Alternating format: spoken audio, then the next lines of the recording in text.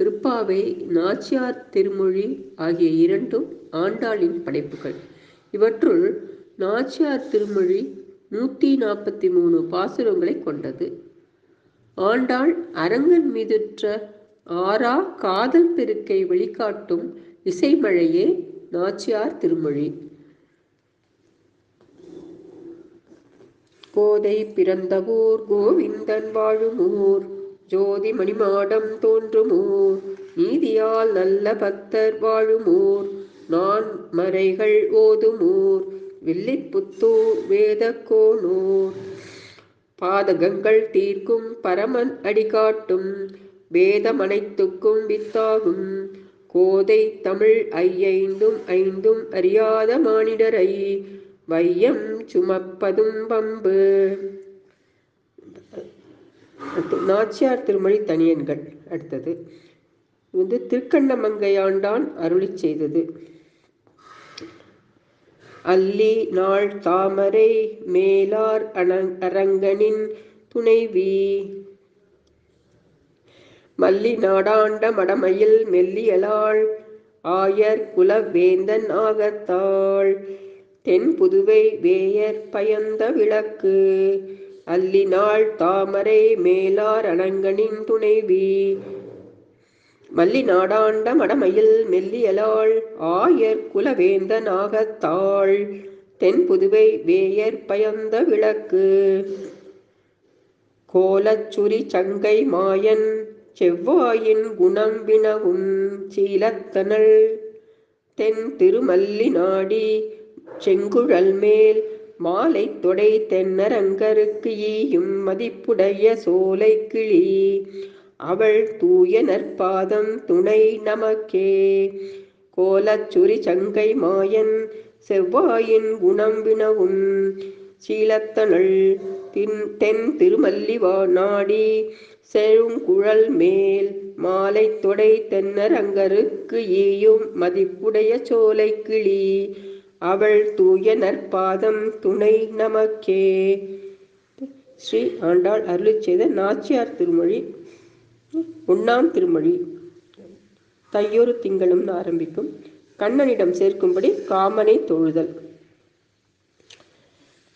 தையொரு திங்களும் தரை விளக்கி, தன் மண்டலமிட்டு மாசி முன்னாள், ஐய நுண் மணற்கொண்டு தெருவணிந்து அழகினுக்கு அலங்கரித்தனங்கதேவா, உய்யுமாவும் கொலோவென்று சொல்லி உன்னையும் உம்பியையும் தொழுதேன், வெய்யதோர் தழல் உமிழ் சக்கரக்கை வேங்கடவர்க்கு என்னை விதிக்கிற்றியே.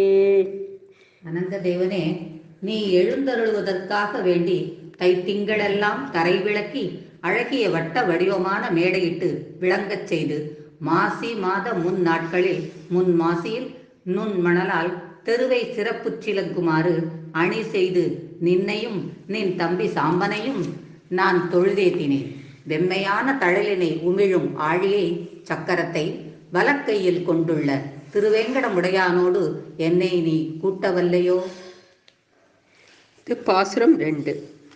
வெள்ளை நுண் மணற்கொண்டு தெருவணிந்து வெள் வரைப்பதன் முன்னம் துறைப்படிந்து, முள்ளுமில்லா சுள்ளி எரிமடுத்து முயன்று உன்னை நோக்கின்றேன் காமதேவா, கள்ளவில் பூங்கனை தொடுத்து கொண்டு கடல் வண்ணன் என்பதோர் பேரெழுதி, புள்ளினைவாய் பிளந்தான் என்பது ஓர் இலக்கினீர் புக என்னை எய்கிற்றியே.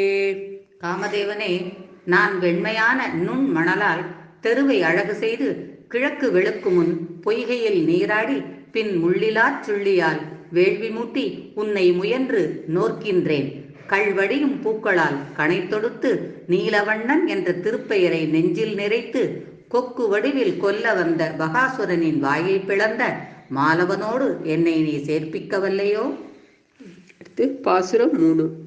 மத்த நன்னருமலர் முருக்கமலர் கொண்டு முப்போதும் உன்னடி வணங்கி, தத்துவமிலி என்று நெஞ்சறிந்து வாசகத்து அழித்து உன்னை வைதிடாமே, கொத்தலர் பூங்கனை தொடுத்து கொண்டு கோவிந்தன் என்பதோர் பேரெழுதி வித்தகன் வேங்கடவாணன் என்னும் விளக்கினில் புக என்னை விதிக்கிற்றியே. நறுமணமிக்க ஊமத்தை மலர்களையும் முருக்க மலர்களையும் தூவி முப்போதும் உன் திருவடிகளை வணங்குகின்றேன். நீ பொய்யான தேவன் என்று நான் நெஞ்சம் கொதிப்புற்று நின்னை நிந்திக்க நேராவண்ணம் கொத்தாக மலர்ந்த பூக்களால் கணை தொடுத்து கோவிந்தன் என்ற திருப்பெயரை நெஞ்சில் நிறைந்து வேங்கடத்தே வாழ்நன் ஆகிய வித்தகனின் ஒளியிலே நான் சேரும் வண்ணம் கூட்டவல்லையோ. பாசுரம் 4. சுவரில் புராண நின் பேர் எழுதி சுரவ நற்கொடிகளும் துரங்கங்களும் கவரி பினாக்களும் கருப்பு வெல்லும் காட்டித் தந்தேன் கண்டாய் காமதேவா. அவரை பிராயம் தொடங்கி என்றும் ஆதரித்து எழுந்த என் தடமுலைகள் தூரை பிரானுக்கே சங்கற்பித்து தொழுது வைத்தேன் ஒல்லை விதிக்கிற்றியே. காமதேவனே, புராணங்களில் புகழ்பெறும் நின் திருப்பெயரை சுவரில் எழுதி மீன் கொடிகளையும் குதிரைகளையும் வெண் சாமரம் வீசும் பெண்டிரையும் கரும்பு வில்லை உனக்குரியவனாக தீட்டிக் காட்டினேன்.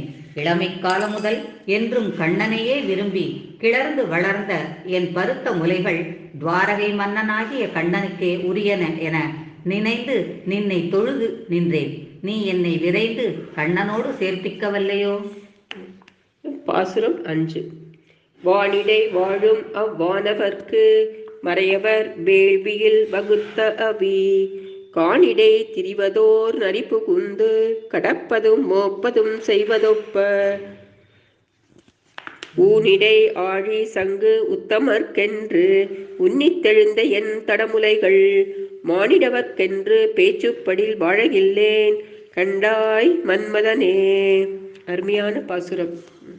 வானிடை வாழ் வானவர்க்கு இந்நில உலகில் எழுப்பிய வேள்வியில் மறையோர் வகுத்த தேவருணவானது கானகத்தே திரியும் நரியொன்றால் மோந்து பார்க்கப்படுவதற்கு ஒப்ப திருவாழியையும் திருச்சங்கையும் திருமேனியில் பூண்டுள்ள திருவேங்கடவனுக்காகவே உயர்வுடன் கிளர்ந்த என் பருத்த முலைகள் அம்மாதவனுக்கென்றி மானிடனுக்கென்று பெரியவர்களால் பேசப்படுமேயானால் நான் உயிர் தரித்திரேன் அறிந்திடுக. பாசுரம் 6.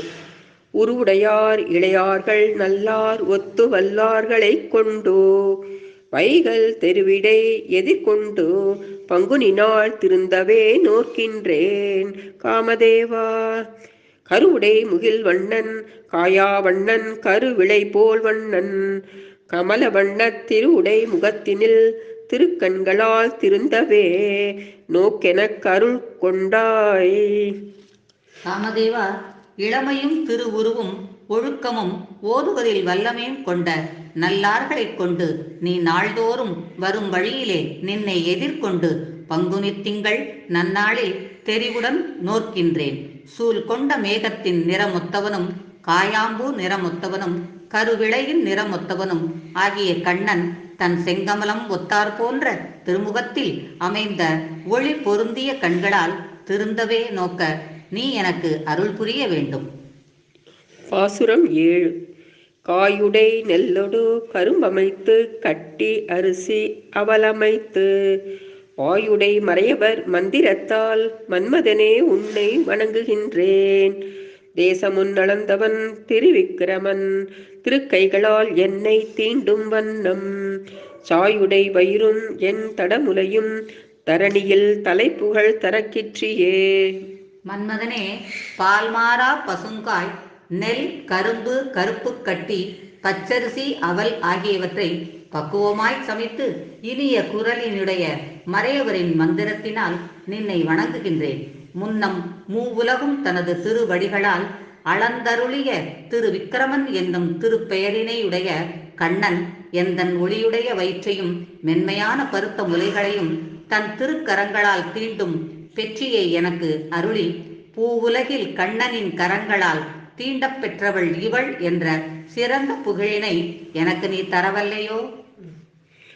பாசுரம் 8.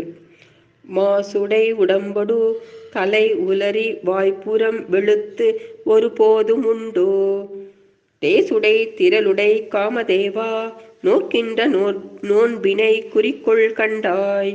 பேசுவது ஒன்றுண்டு இங்கு எம்பெருமான் பெண்மையை தலை உடைத்தாக்கும் வண்ணம்.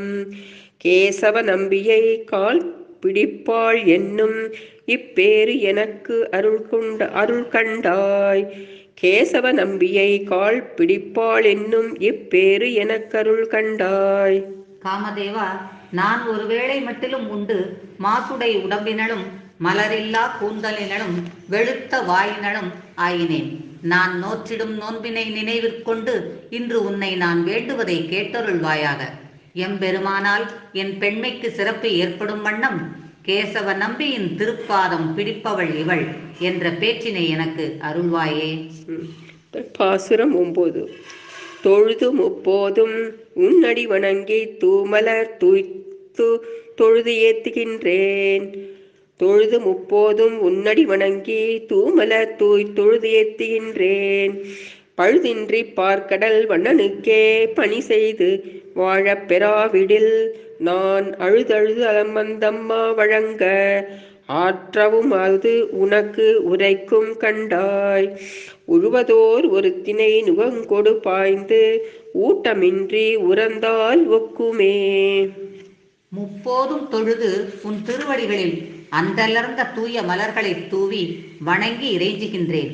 பார்க்கடல் வண்ணனாகிய கண்ணனுக்கு பழுதின்றி பணி செய்து வாழும் பேறு பெறாமற் போயின் அதனால் விளையும் துன்பத்தின் காரணமாக மனம் தடுமாறி பலகாலம் அழுது அம்மா என்று கதறியவாறு திரிந்திடும்படியாக விடிவையாயின் அத்தகைய செயலானது உன்னை சாரும் ஒரு பாவமாகும். ஈதன்றியும் அச்செயலானது உழவன் ஒருவன் தான் ஏர் உழுவதற்கு பயன்படுத்தி கொண்ட எருதிற்கு தீனி போடாமல் அதை நுகத்தடியால் துரத்தி விரட்டுதலை ஒக்கும். இது 10ஆம் பாசுரம். கருப்புவில் மலர்கனை காம வேளை கழலினை பணிந்து அங்கோர் கரியலர மறுப்பினை யோசித்து புல்வாய் பிளந்த மணிவண்ணர் கென்னை வகுத்திடென்று பொறுப்பன்ன மாடம் பொலிந்து தோன்றும் புதுவையர்கோன் விட்டு சித்தன் கோதை விருப்புடை இன் தமிழ் மாலை வல்லார் விண்ணவர் கோனடி நன்னுவரே. கருப்புவில் மலர்கனை காமவேளை கழலினை பணிந்து அங்கோர் கரியலர மறுப்பினை யோசித்து புல்வாய் பிளந்த மணிவண்ணற்கென்னை வகுத்தெடென்று பொறுப்பன்ன மாடம் பொலிந்து தோன்றும் புதுவையர்கோன் விட்டு சித்தன் கோதை விருப்பிடை இன் தமிழ் மாலை வல்லார் விண்ணவர் கோனடி நன்னுவரே. ஆண்டாள் திருவடிகளே சரணம். மலை போன்ற மாடங்கள் பொலிவுற அமைந்துள்ள திருவில்லிபுத்தூரில் வாழும் விட்டுச்சித்தன் மகளாகிய கோதை கரும்பு வில்லையும் மலர் கணைகளையும் உடைய காமதேவனை வணங்கி தன்னை கம்சனின் அரண்மனை வாயிலில் யானையின் மறுப்பினை முறித்து புல் வடிவெடுத்த பகாசுரனின் வாயினை பிளந்த மணிவண்ணனுக்கு கண்ணனுக்கு உரியவள் என வகுத்திடுமாறு வேண்டி பாடிய பாசுரங்களை ஓத வல்லவர்கள் விண்ணவரின் வேந்தனான எம்பெருமானின் திருப்பாதங்களை நண்ணுவர். ஆண்டாள் திருவடிகளே சரணம்.